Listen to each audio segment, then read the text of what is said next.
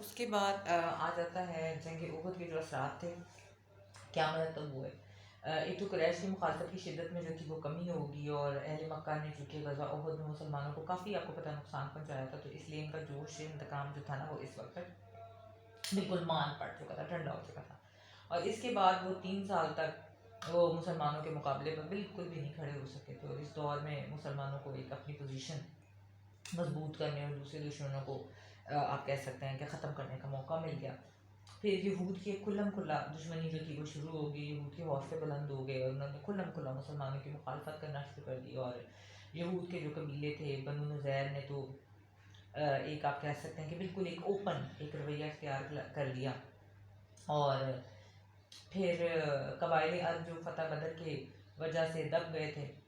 پھر مسلمانوں کو انہوں نے دوبارہ سے جو تھا وہ ایک تنگ کرنے کا سلسلہ شروع کر دیا، اور بیٹا بعض قبائل جو تھے نا، انہوں نے تو مدینہ پر حملہ کرنے کی بالکل ایک تیاریاں سے شروع کر دی تھیں، اور مسلمان جو تھے ان کو ان حالات میں اپنے دفاع اور آپ کہہ سکتے ہیں کہ تحفظ کے لیے بالکل ہر وقت الرٹ رہنا پڑتا تھا۔ تو ہوا یوں کہ دھوکہ دہی سے بہت سے قبائل نے مسلمانوں کو نقصان پہنچایا، اور مسلمان جو مبلغین جو کہ دین اسلام کی تبلیغ کر رہے تھے ان کو اپنے ہاں بلایا جاتا، اور دھوکے سے جو تھا مسلمانوں کو قتل کر دیا جاتا تھا۔ پھر اس جنگ میں شکست کی وجہ سے مسلمانوں کی آپ کہہ سکتے ہیں کہ اخلاقی تربیت پر بہت خوشگوار اثرات جو تھے مرتب ہوئے، اور حب مال پر جو چوٹ لگائی گئی تھی، اور سود کی حرمت اور اتفاق کی ترغیب سے جو زرپرستی کی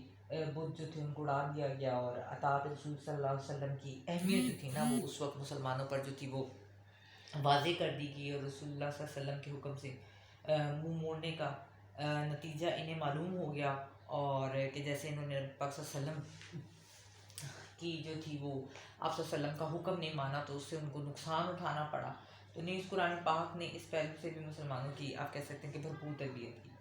منافقین جو تھے وہ بھی بے نقاب ہو گئے، اور منافقین کا ایک گروہ جو تھا وہ سامنے آ گیا، اور پتہ چل گیا کہ مسلمانوں کے ساتھ یہ کیا کیا سازشیں کر رہے ہیں، اور اللہ تعالیٰ نے وحی کے ذریعے حضرت صلی اللہ علیہ وسلم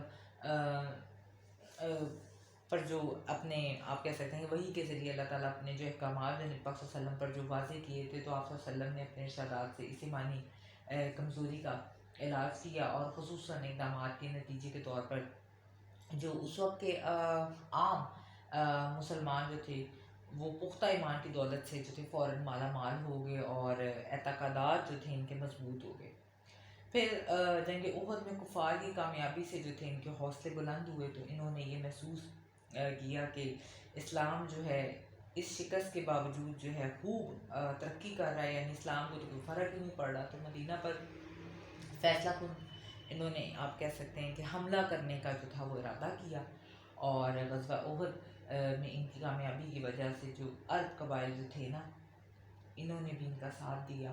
تو گویا احد کی کامیابی نے ان کے اندر مدینہ پر آپ کہہ سکتے ہیں کہ بھرپور حملہ کی خواہش پیدا کی، اور انہی قبائل کا جو تعاون جو تھا وہ ان کو حاصل ہوا، تو اسی کے نتیجے میں آگے جو تھی وہ غزوہ خندق اور غزوہ احزاب جو تھی وہ پیش آئی تھی۔ یہ بیٹا ہمارا آج کا ٹاپک تھا۔ لیکچر کر کر کے ریکارڈ میرے موبائل کی بیٹری کافی لو ہو گئی، اس وجہ سے فلیش آن نہیں ہو سکا۔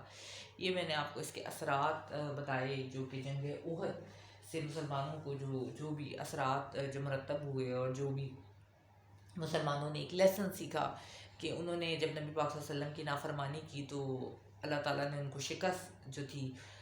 اس کا ان کو سامنا کرنا پڑا، تو نبی پاک صلی اللہ علیہ وسلم کی اطاعت میں ہی جو تھی وہ مسلمانوں کی کامیابی تھی۔